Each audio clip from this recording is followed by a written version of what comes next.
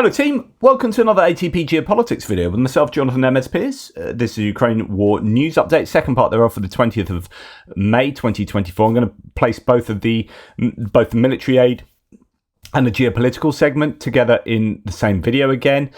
G7 finance ministers are set to debate a €30 billion loan for Ukraine, considering the legality of using the €270 billion in frozen Russian assets as collateral. And that would be a good solution, I think. $30 billion is certainly what Ukraine would very much like. Obviously, as a loan, there will be strings attached, etc., etc. But if the collateral can be the Russian frozen assets, then that seems like a pretty good way forward.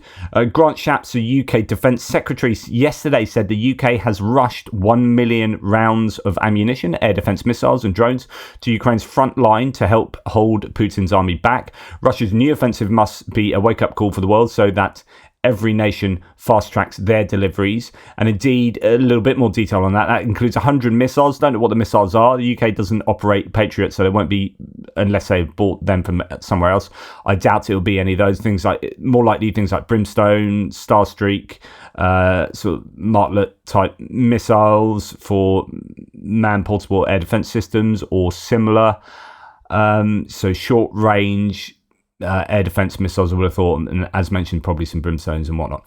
London also sent Kiev anti-mine equipment, over 1 million rounds of small arms ammunition, 20 Viking armoured amphibious vehicles, and over 4,000 items of military clothing. So that's good news. Thank you, UK. And also, Shapps has said that, is called on Germany to provide Ukraine with long-range missiles. Not the first time this has been said, but it's good to see pressure from other nations. Here it's the UK Defence Secretary urging Berlin and other allies to send long-range missiles to Ukraine and allow Kiev to hit facilities in Russian-occupied Crimea. That's given the fact that the UK has sent quite a significant number of Storm Shadow cruise missiles and asking other nations to follow suit. Well, sinking of the Kovrovets minesweeper in Sevastopol is likely the first use of the 300-kilometer M48 or M57 unitary ATACMS missile by Ukraine. This is based on probably David Axe's article in Forbes. Unitary ATACMS missiles have a circular error of probability of around 9 meters. That means that 50% of their missiles are going to hit within 9 meters of the exact target. And the 230 kilogram warhead on board is obviously fairly significant, while the beam of a Russian ship is 11 meters. So what is apparently with that, well, actually it's not the minesweeper ship, it was the other corvette, I believe. 3 missiles hit the pier and ship and that sunk. The claim still is from the Russians that they shot down 9 ATACMS and 3 got through. I don't know that the Ukrainians would be sending 12 ATACMS to hit one ship. Obviously, they could have been going for other targets in Sevastopol. I think it's incredibly unlikely that the Russians have shot down 9 ATACMS given their trajectory and the difficulty to shoot those down. If they had done, it would have meant that they have shot down somewhere like 50% of the ATACMS sent. That'd be an incredibly successful strike or interception rate for the Russians. I just doubt it's true. Doubt it completely. French Parliament, some good news coming here, that there appears to be pressure on the government not to forbid Ukraine to strike with French weapons on the territory of Russia. Le Figaro reports. This is good because it's not just, we have heard from Macron that he seems, although it's not like 100% clear. I was talking about what he said yesterday. I showed you what he said yesterday, but it was a speech from some time back where he had opened the door to the French weapons being able to be used, or at least Ukraine being able to strike Russian targets inside Russia. Implication being with French weapons. And now it's been formally brought up So the head of the Committee on Foreign Affairs of the National Assembly of France called on authorities of his country to follow the example of Great Britain, which allowed the armed forces of Ukraine to strike Russia with its weapons. So rather than being like, oh, I think there's an implication there from what the French president has said, not really sure, but he certainly seems like the door's open, there needs to be more clarity, and this is what's being asked for, is not to forbid Ukraine from doing that, and that French weapons should be allowed to be used in the same way that British missiles are supposedly allowed to be used. Although, must add that the Ukrainians have not seemingly used British Storm Shadow missiles to strike within Russia. So although we have allowed it, I think with some of the declarations that the UK have made, that either, because you're wondering, well, why haven't they used Storm Shadows? So there are several options here. So one is that actually the targets within range of Ukraine across the border into Russia proper, are not as high value as some of the targets they can hit further to the south in occupied territory. It could be that the US is putting pressure on Ukraine such that even though the UK said yes and you can use our weapons, the US said please don't use weapons, even if they're provided by allies. This is going to be seen as escalatory and we don't want you doing that. Or the Ukrainians themselves say actually there could be a bit of an escalatory outcome of that, and it's better to use these inside occupied territories for the time being until we have a target that is significant enough to strike with Storm Shadows into Russia that overcomes the challenges of this being escalatory as far as Russia are concerned. So there's lots of reasons why there might not have been Storm Shadows used so far. But they haven't inside Russia. Estonian Prime Minister Kaja Kallas has stated that NATO allies training Ukrainian soldiers within Ukraine does not risk escalating the war or provoking direct conflict with Russia. Not only that, but actually in the Financial Times, there's a quote, some states have already sent their instructors to Ukraine to train the Ukrainian military. It's not the first time we've heard this, but there seems to be now it's a number of times it's been formally declared that NATO troops are in, or not NATO troops, allied troops. So they're not doing it under the umbrella of NATO. It's kind of bilateral training. So troops probably from NATO nations are in Ukraine helping out with training. She added that NATO allies should not be afraid to send their soldiers to Ukraine for training. Such decisions will not involve alliance in a war against Russia. So it's great to see someone else saying this and saying it again. It just needs to be repeated until it's normalized, and then it happens. So just here that to go back to the French one, this is in the wrong place, so sorry. But yeah, French Parliament calls for Ukraine to be allowed to strike Russia in response to attacks. It's this quote that I quite like. The chairman of the Foreign Affairs Committee says it's time to end the unacceptable asymmetry and restore symmetry in strategic positions. I absolutely agree with that. And then, sorry about that. Let's find what I was trying to say. I mentioned this in my live stream yesterday, but Jake Bro has done an amazing job. Over the last 7 days, he says, my YouTube community has fundraised over $1.14 million for Ukraine. The NATO 69th Sniffing Brigade will use this money to buy 30 pickup trucks for Ukrainian military units, and the rest will be allocated for buying drones, lots of drones. It's just incredible. I just wanted to say, amazing. And he's using his platform to do such a good job there. I mean, we here have raised 260,000, probably more than that now, to raise for vehicles to go to Ukraine to help with medevacs, and they will be upgraded to having decent enough armor and hopefully decent anti-drone electronic warfare capabilities, full with stuff as well. So, we're all working together and it's fantastic. It's just really good. And the question I always ask is, well, is this happening with Russia? What's the parallel there? Are they getting people from other nations around the world coming together in communities to fundraise for the Russian war effort? No, they aren't. And here is an asymmetry that I think is fantastic, and it tells you an awful lot about the morality of these two sides as to why the international community would come together so much more for Ukraine than it would for Russia. Personally, I think it tells you all you need to know. But Jake Bro, massive kudos there.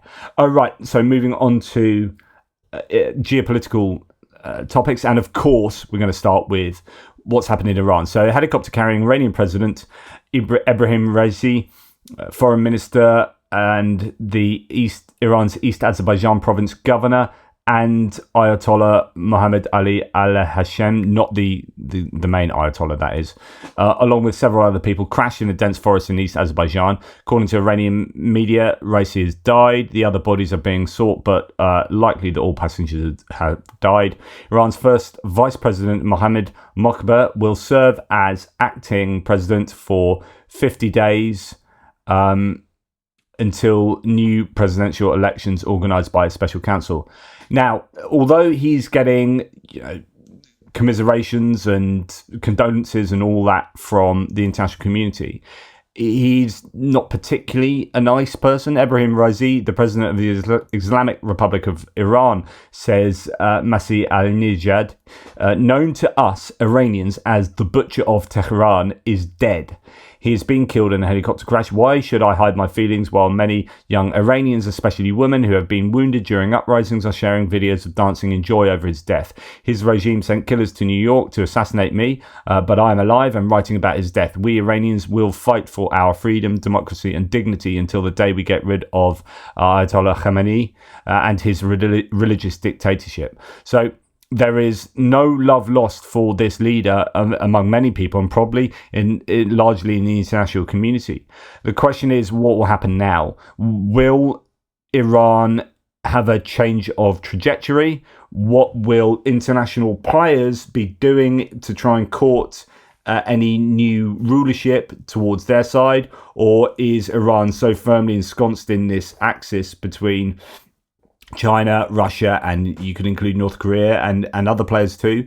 Are they just in too deep, and they're just, whoever takes over will be following in the footsteps of previous? Although, there has been an attempt before Raisi. I think you had a more of a moderate, but he was unable to change things effectively. But we'll have to wait and see how this turns out.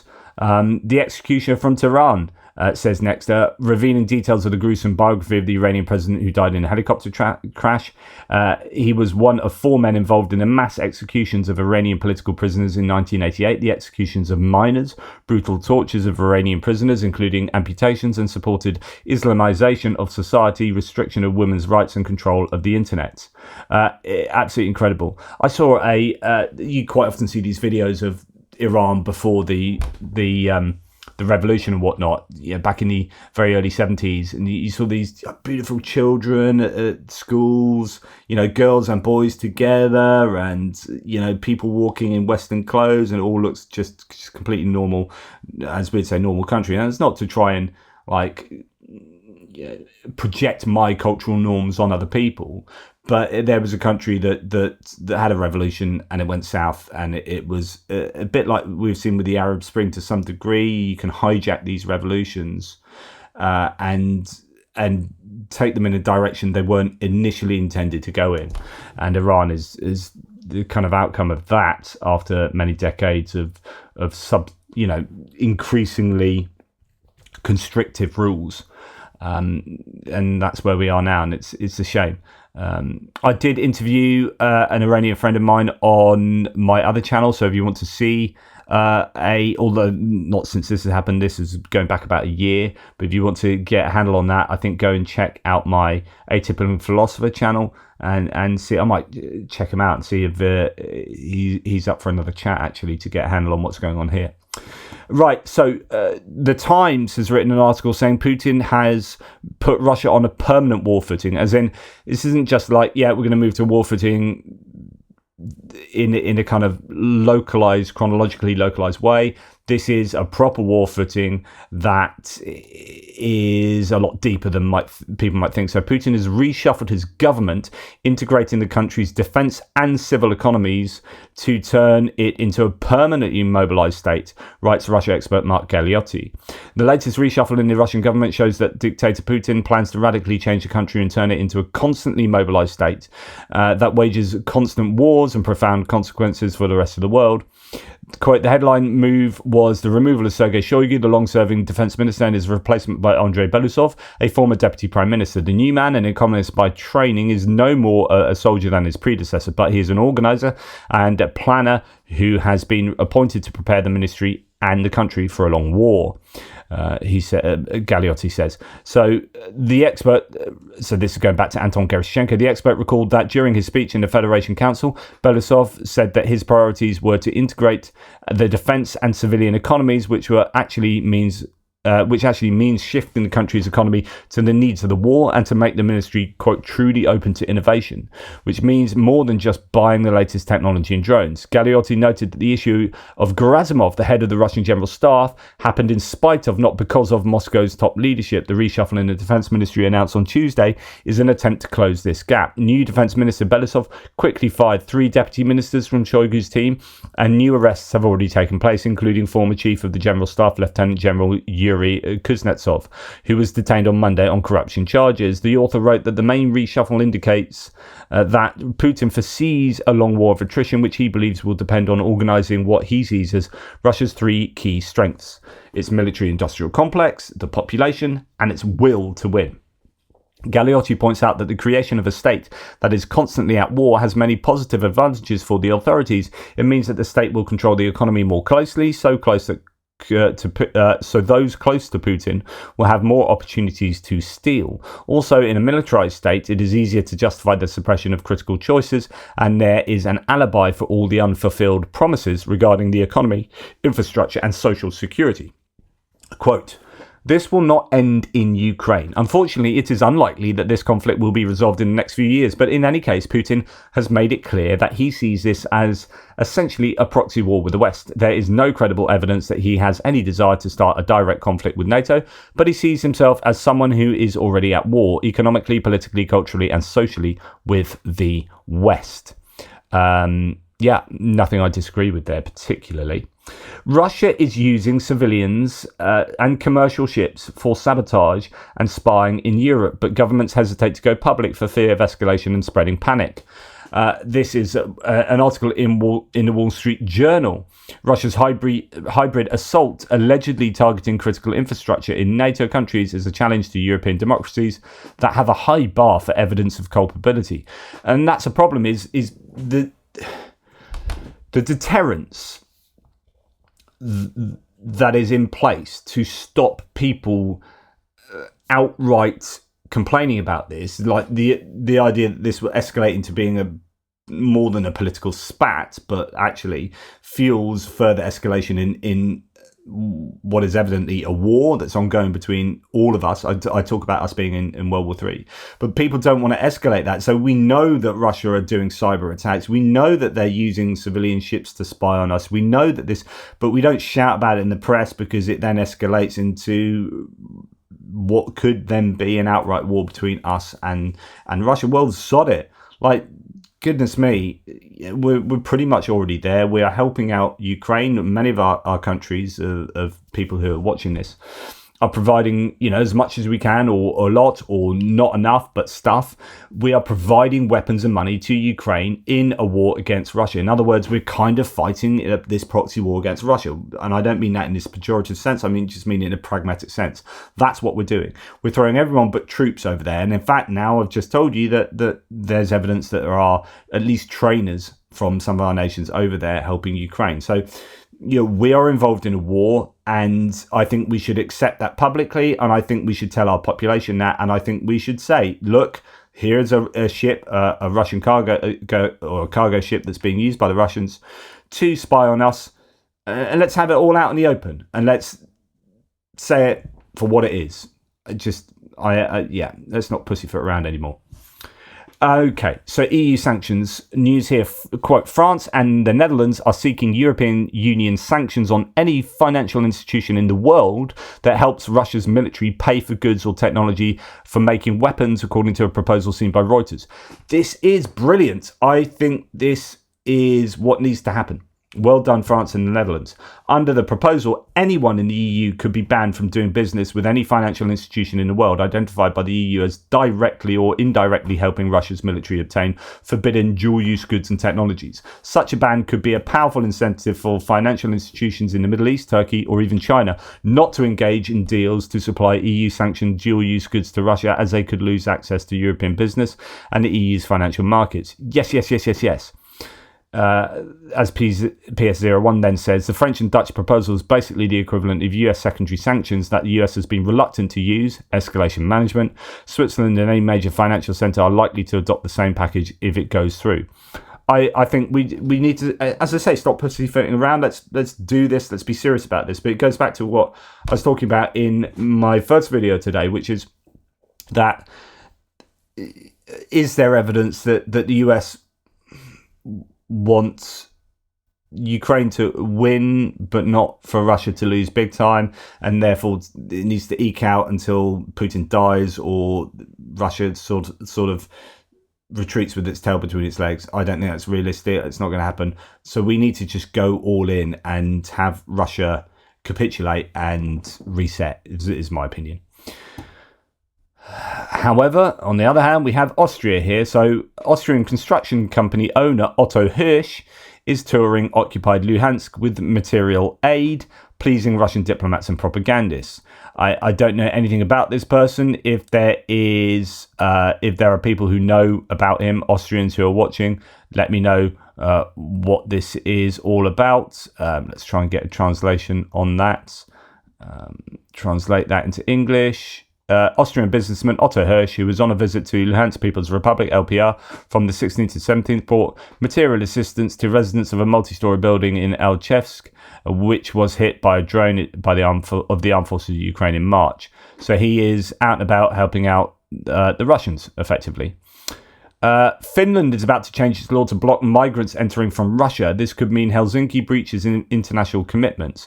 Russia, and to some degree Belarus, tried to swamp the EU with migrants from Africa and Asia. This is an ongoing claim that Finland and other countries have had, Baltics and Poland too, that Belarus and Russia are purposefully trying to funnel migrants across the border to sow social cohesion discord, or social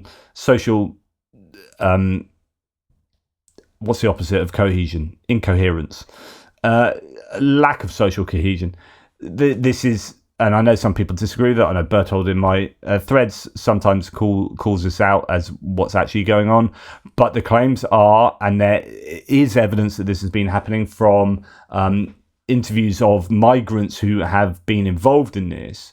And this has been going on between Poland and Belarus since for a decade, almost that. So, yeah, this is Finland trying to stop that from happening. Or is this, I mean, if you are more cynical or have a different opinion, is this Finland trying to be kind of hard on migrants and using Russia as an excuse to do that? That could be the other side of the coin there. I don't know. But certainly there have been these rumblings of Russia and Belarus being pretty divisive in the way that they are supporting migration through those checkpoints.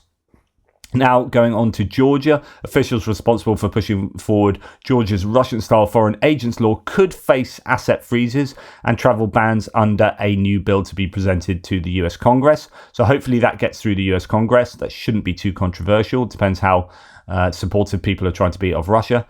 At the same time, the president, Zurishvili, has vetoed the Russian agents law, but Shalva Papuashvili, the Speaker of Georgia's parliament and a member of the ruling Georgian Dream Party, has announced today that the party plans to overrule Georgian President Salome Zurishvili's veto of the controversial foreign agents law. I mean, her veto was kind of symbolic because it's just going to be overruled.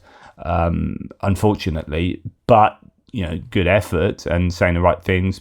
But it looks like Georgia is going to go the way of Russia in this instance. We'll have to wait to see what will happen with regard to future elections, which will take place later this year, I believe. So, British intelligence update today, I think, is well worth sharing. Russia is currently experiencing a labour shortage that is becoming a significant problem in some sectors, they say. According to estimates by the independent Russian media outlet Izvestia, Russia has a 4.8 million shortage of workers in 2023. It had that. As an example, the Russian transport and logistics industry was unable to fill 25% of its truck driver vacancies during 2023. The labour shortage has at least in part been caused by Russia's war in Ukraine, which has led to mobilisation of parts of the working population and emigration by some skilled professionals seeking to avoid the call-up. More recently, the labour shortage has been exacerbated by restrictions on migrant employment implemented following the 22nd of March 2024 ISIS-K terrorist incident in Moscow. So the Crocus City Hall attack that saw the Tajiks ISIS Tajiks attacking people, killing lots of people, horrific incident. But that's led to restrictions on certain migrants, which will then have a knock-on effect with the labour shortage that they have. As a result of the labour shortages, a group of Russian parliamentarians are looking at possible amendments to the Russian labour code. If enacted, it would mean that excess labour force could be moved under state supervision to a place of work which lacks sufficient labour. The moves will be temporary and workers will only be transferred with their consent. However, although not coercive, it is a potential move towards the mobilisation of labour. In other words, you're moving back to some kind of centralised planning whereby, because they're on a war footing and this is all rather desperate, they rather than incentivize people to move and let the free market take control of that, they can't. That's not working for them. It's not either quick enough, or it results in inflation that's unsustainable, etc., etc. So it's going to be possibly a case of coercively moving people, although they said not going to do that initially. They're going to be moving people around Russia to put them in strategic positions to work effectively for the war economy. And because that's how well things are going in Russia, right? In fact, state-controlled newspapers in Russia are openly casting doubt on the relationship with China is significant, says Tim White. There's little chance of any editor allowing this without Kremlin agreement, and more likely they were told to publish the articles.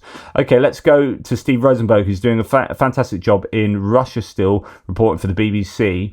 He is talking here about how newspapers are reporting the relationship between Russia and China, between Putin and Xi Jinping, especially since, Putin and his entourage were recently over there. There are two words you see a lot in the Russian papers this morning following Putin's visit to China: strategic partnership. Nezavisime Gazeta writes, the fact that Xi gave his guest a hug wasn't simply a gesture of friendship. It was a sign to the West that its attempts to force Beijing to end its support for Moscow are in vain. The headline in the Russian government paper, 2 flags on Mars. Apparently Vladimir Putin likes the idea of one day unfurling the Russian and Chinese flags on the red planet. And as Steve Rosenberg says, the fact that these are in this sort of newspaper outlet, like in all of these different media outlets here that are ostensibly state-run outlets, it means that these messages are actually being sanctioned. But let's come back down to earth for a moment, because for all the talk of eternal friendship between Moscow and Beijing, it's not all plain sailing. The headline in Moskovsky Komsomolets today, China is an extremely complicated partner. True. A China expert tells the paper that the volume of Chinese investments is barely rising. Several reasons are given for this. Here's one. China likes to invest in transport infrastructure, like railways, but on condition that it controls them. Russia won't agree to that. Generally, public opinion in China today is pro-Russian, but there are things which openly disappoint the Chinese. For example, they believe that we cannot manage our economy properly and our resources, financial, natural or human resources. You often hear the Chinese saying, let us come over, build you roads, housing, factories, sort out the management. They don't understand some of our nuances. And that's not all. Chinese banks halting settlements with Russia has left a bad taste. There's a simple explanation. Chinese banks are worried about secondary sanctions. Also, Russia risks becoming too dependent on the Chinese economy. If, in the next 5 to 7 years, Russia fails to reindustrialize and boost producibility, it will have to permanently buy equipment in China. And finally, when the Chinese promise a no-limits friendship, and then this rhetoric gets replaced by tough pragmatism, Russian businessmen and politicians start to feel as if they've somehow been deceived. But any expert will remind you that the Chinese always speak pretty words. That's what happens in the East. There is a Chinese proverb, a man without a smiling face must not open a shop.